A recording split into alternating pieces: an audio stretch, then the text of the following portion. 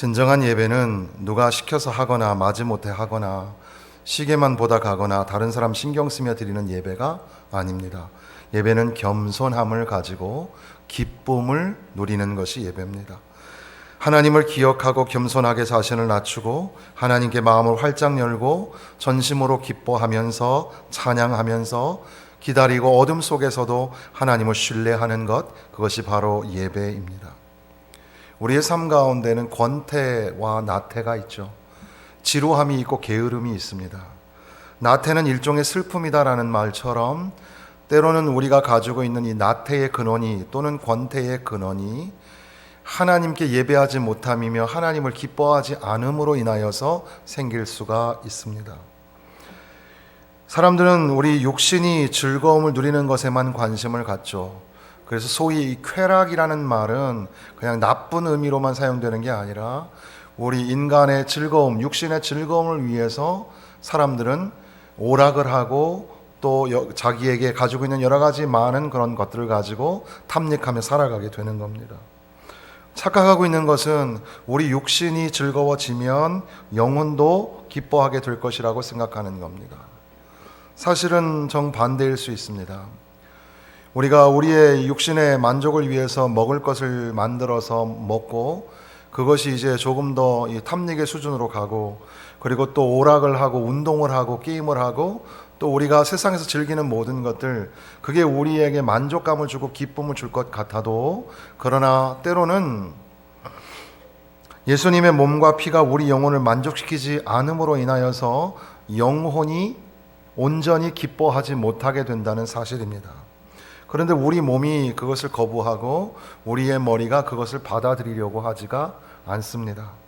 그래서 성경은, 하나님의 말씀은 우리에게 기뻐하기를 명령하고 있는 겁니다. 기뻐하라, 기뻐하라. 너희 의인들아 여호와를 기뻐하며 즐거워할지어다. 마음이 정직한 너희들아 다 즐거이 외칠지어다. 이날은 여호와께서 정하신 것이라 이날에 우리가 즐거워하고 기뻐하리로다. 땅이여 두려워하지 말고 기뻐하며 즐거워할지어다. 여호와께서 큰 일을 행하셨음이로다. 비록 무화과 나무가 무성치 않고 포도나무 열매가 없고 감람나무 소출이 없으며 밭에 먹을 것이 없고 우리의 양이 외양간에 소가 없을지라도 난 여호와로 말미암아 즐거워하며 나의 구원의 하나님으로 인하여 기뻐하리로다. 즐거워하며 기뻐하리로다. 이 말씀은 비록 우리에게 소유한 것이 잃어버림을 당하고 상실감에 빠져 있더라도 하나님으로 인하여 기뻐하고 구원의 하나님으로 인하여 즐거워하라고 하시는 그런 명령의 말씀이죠.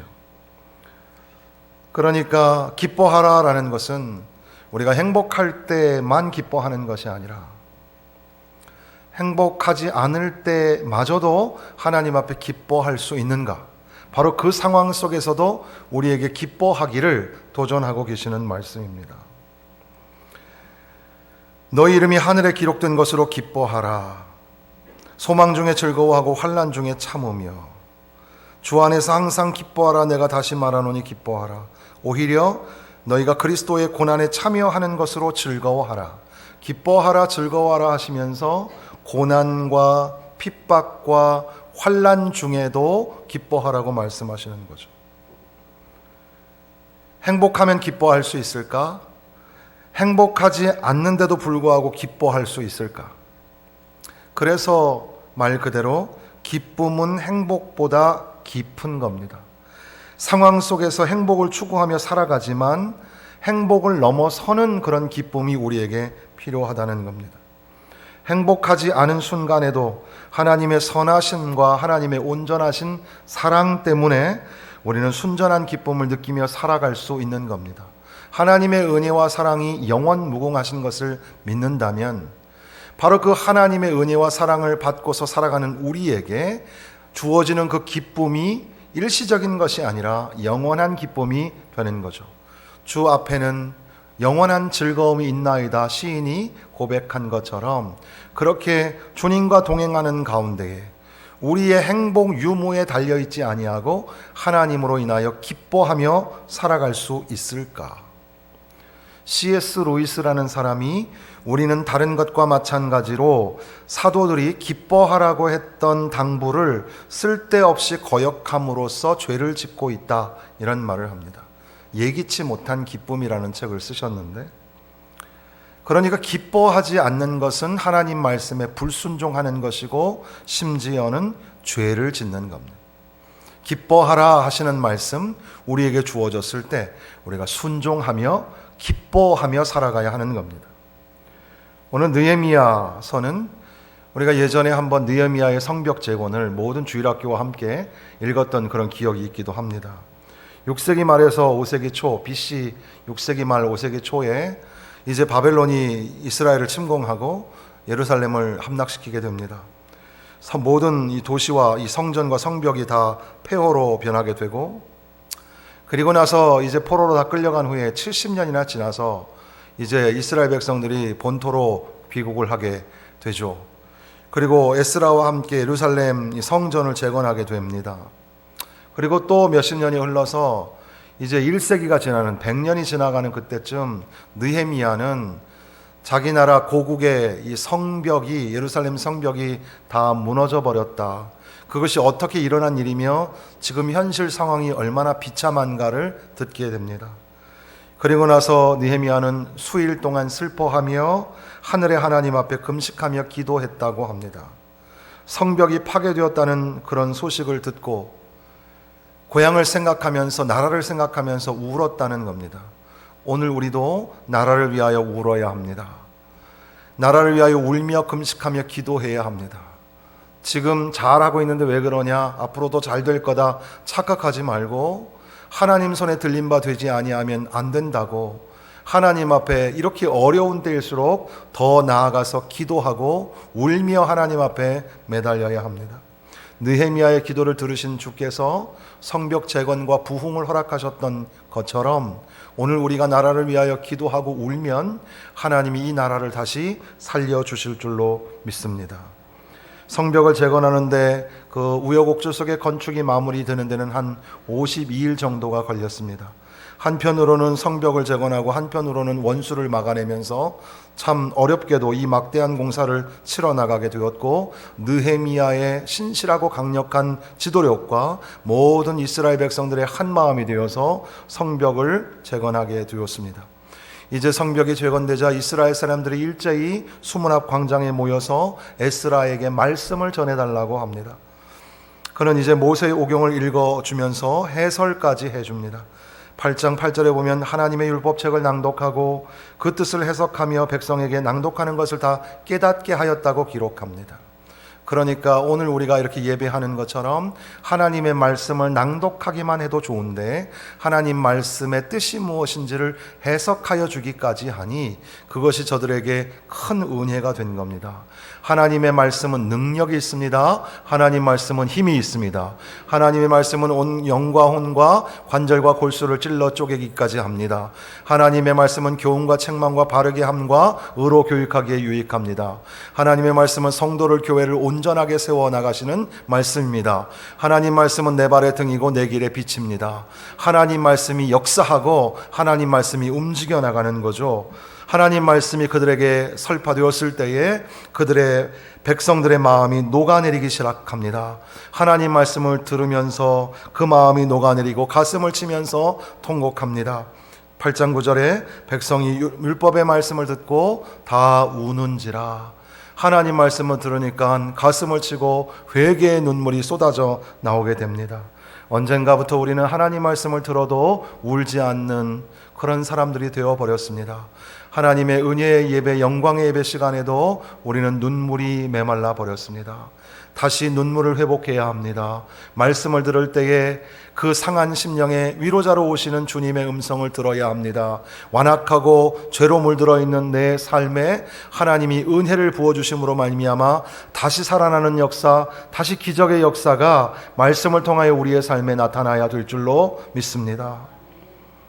토마스 왓슨이라는 사람은 죄가 쓰게 느껴질 때까지 그리스도는 결코 달게 느껴지지 않는다 그랬습니다. 하나님 말씀 들을 때에 죄가 드러나게 되고 죄로 인하여 내가 죽을 수밖에 없는 존재라는 사실을 발견하게 됩니다. 하나님, 내가 죄를 졌습니다. 하나님, 나는 주님 앞에 용서받지 못할 죄인입니다. 그런 가운데 하나님 앞에 회개하며 나아가는 거죠. 우리의 죄가 마음을 찌를 때 하나님이 우리를 거룩하게 하시는 겁니다. 그러니까 그리스도인은 항상 슬퍼하고 항상 기뻐하는 겁니다. 죄 때문에 말씀으로 인하여 발견되어진 나의 이 연약한 본질, 인간의 이 실존을 바라보면서 슬퍼하고, 또한 그럼에도 불구하고 무한히 우리를 사랑하셔서 독생자를 내어주신 하나님 사랑 앞에 감사하고 기뻐해야 될 줄로 믿습니다. 그러니까 하나님의 말씀 듣고 참회하는 것이 필요해요. 회개하는 것이 필요합니다. 하나님 말씀 들으면 그 말씀 가지고 다른 곳에 투사하지 말고 나에게 주시는 말씀인 줄로 믿고 하나님 말씀 붙잡고 회개해야 합니다. 참회하면 하나님이 큰 은혜를 부어주실 줄로 믿습니다. 그런데 참회, 이 좋은 일, 반드시 해야 될 이 참회와 회개, 이것보다 더 좋은 게 있습니다. 그것은 바로 복음을 기뻐하는 겁니다. 그러니까 기쁨을 누리는 것이 회개하는 것보다 훨씬 더 좋은 거라는 거죠. 환난 중에 기뻐할 수 있을까? 행복하지 않은데 기뻐할 수 있을까? 우리는 그러니까 머릿속에 당연히 도식을 가지고 있는데, 행복해야 기쁘고 불행하면 슬프다고 생각을 하는 거죠. 그런데 신앙은 역설이고 모순의 신비를 가지고 있습니다. 행복할 때도 기쁘지만 불행 중에도 기뻐할 수 있는 것이 믿음이고 신앙이라는 거죠. 우리의 모든 환난 가운데서도 위로가 가득하고 기쁨이 넘치는도다. 고린도후서 7장 4절. 너희가 갇힌 자를 동정하고 너희 소유를 빼앗기는 것도 기쁘게 당한 것은 더 낫고 영구한 소유가 있는 줄 알미라. 히브리서 10장 34절. 내 형제들아, 너희가 여러 가지 시험을 당하거든 온전히 기쁘게 여기라. 야고보서 1장 2절 말씀. 로스, 우리에게 상실이 있고 빼앗김이 있고 잃어버림이 있음에도 불구하고, 심지어는 우리가 환난을 당하고 핍박을 당하고 어려움 중에 거하여도 기뻐하고 기쁨이 넘치게 되는 그런 신앙의 신비스러운 비밀이 그 안에 있는 겁니다. 레위 사람들도 모든 백성을 정숙하게 하여 오늘은 성일이니 마땅히 조용히 하고 근심하지 말라.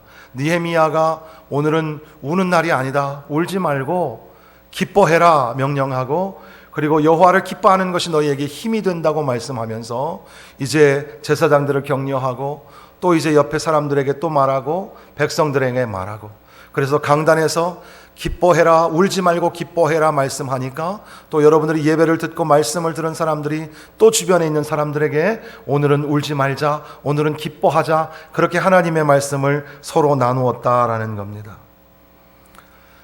광야의 평수를 줄이자라는 말이 있습니다.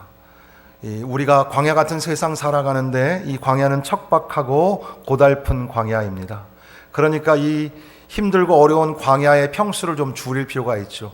우리는 땅을 넓히는 거에 관심이 있는데, 그러나 이 힘든 세상의 평수를 좀 줄일 필요가 있겠죠. 그게 어떻게 가능할까? 시편 126편에 있는 것처럼 남방의 시내들 같이 갑자기 시냇물이 넘쳐나서 그 메말랐던 광야의 벌판들이 적셔지게 되는 것처럼 생수가 넘쳐나야 하고, 예수 그리스도의 생명의 복음이 선포되어야 하고, 하나님의 은혜가 부어질 때 고난과 불행 중에도 기쁨을 풍성하게 누리게 되는 줄로 믿습니다. 교회가 박해와 핍박을 당해도 기뻐하는 이유는 그 영적인 무한한 기쁨을 소유하기 때문입니다. 성도가 환난과 핍박 중에도 그렇게 살아갈 수 있는 이유, 기쁨을 누리며 살아갈 수 있는 것은 세상이 줄 수 없는 평화와 그 기쁨을 하나님이 우리에게 허락하여 주시기 때문입니다. 기쁨이라는 것과 십자가, 이것은 참 모순이고 역설이죠. 십자가는 고난의 상징인데 또 한편 이 기쁨을 그 십자가를 통해서 보게 되는 거죠. 대표적인 성경 구절 중에 하나가 히브리서 12장 2절의 말씀이죠. 믿음의 주여 또 온전케 하시는 이신 예수를 바라보자. 그는 그 앞에 있는 기쁨을 위하여 십자가를 참으사 부끄러움을 개의치 아니하시더니 하나님 보좌 우편에 앉으셨느니라. 기쁨을 참으신 주님, 그래서 저주의 십자가를 짊어지신 예수님, 대속의 그 날카로운 칼날 앞에 순종하여 죽으심으로 말미암아 우리가 살게 되었습니다. 주님이 우리에게 주실 그 기쁨을, 우리에게 기쁨을 주시기 위해서 주님이 십자가상에서 죽어 주셨다는 사실입니다. 주일, 오늘 주님 앞에 예배자로 나오신 여러분들을 축복합니다. 하나님의 복과 은혜가 오늘 예배자리에 나오신 여러분들에게 넘쳐나시기를 바랍니다. 사는 게 참 힘들고 어렵습니다. 경제적인 문제, 육신의 질병과 고통, 앞으로 다가올 일에 대한 불안과 염려, 그래서 행복하지 않다고 느껴집니다. 그럼에도 불구하고 나의 도움은 천지를 지으신 여호와에게서로다 고백하면서 하나님 앞에 성전에 올라가듯이 하나님 앞에 나가서 예배하는 여러분, 여러분에게 하나님의 축복이 넘치시기를 바랍니다. 낙심하지 말라, 불안해하지 말라 말씀하신 주님께서, 소망을 하나님께 두라고 하셨던 주님께서 오늘 우리에게 다시 말씀하시기를 기뻐하라, 기뻐하라, 슬퍼하고 울지 말고 기뻐하라 말씀하시는 겁니다. 오늘 이 본문의 맥락으로 보면 그들이 슬퍼하게 된 이유는 하나님 말씀 때문에 이제 이 참회의 눈물을 흘리느라고 슬퍼하고 있는 장면이죠. 그러나 사실 그 이스라엘 백성들이 긴 시간 동안 포로로, 그리고 사실 성벽과 성전을 재건한다고 해서 삶의 여건과 형편이 막 좋아지는 건 아니었거든요. 그들의 이 처참한 여러 가지 형편과 상황 속에서 그들은 울 수밖에 없고 슬퍼할 수밖에 없습니다. 그러므로 회개의 눈물뿐 아니라 탄식의 눈물, 절망의 눈물, 불행의 눈물, 이 고통의 눈물들을 가지고 있는데, 그런데 오늘은 성일이니 주님 전에 나와 예배하는 우리 모두가 다 울지 말고 기뻐해라. 여호와를 기뻐하는 것이 너희의 힘이니라, 이렇게 말씀하시는 겁니다. 이렇게 코로나19 바이러스로 인하여서 우리 모두는 다 웃음을 잃어가고 있는지 모르겠습니다. 전문가들은 말하기를 이제 과거의 그 시간으로 돌아갈 수 없다고 말합니다. 그런 이야기 들으면 미래의 기대감이나 희망보다는 불안감이 찾아오고 걱정이 되죠. 사실 이러한 이 엄청난 국가적 재난으로 인하여 그럼에도 불구하고 우리에게 또 긍정적인 생각은, 이렇게 어려워지니까 교회가 교회다워진다는 것, 성도가 성도다워진다는 것을 다시 한번 생각하게 됩니다. 과연 우리는 믿음이 있는 사람인가? 과연 저 교회는 정말 믿음 위에 세워진 교회인가를 보게 되는 거죠. 이렇게 힘들고 어려우면 사람들이 수군대고 불안해하고 염려합니다. 이 사람 저 사람 소리를 치고 불특정 다수를 원망하고 미워하기도 합니다. 그런데 오히려 이렇게 어려울수록 하나님을 신뢰하며 나아가야 되지 않겠습니까? 하나님 앞에 엎드려 기도해야 되지 않겠습니까?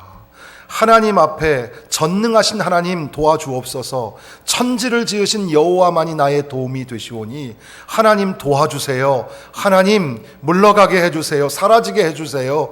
회복되게 해주세요. 그리고 이렇게 어두운 상황 속에서 경제적으로, 육체적으로, 또 여러 가지 많은 형편의 어려움 속에서도 하나님, 그럼에도 불구하고 하나님을 의지합니다. 하나님을 신뢰합니다. 이렇게 살아가야 되지 않겠습니까?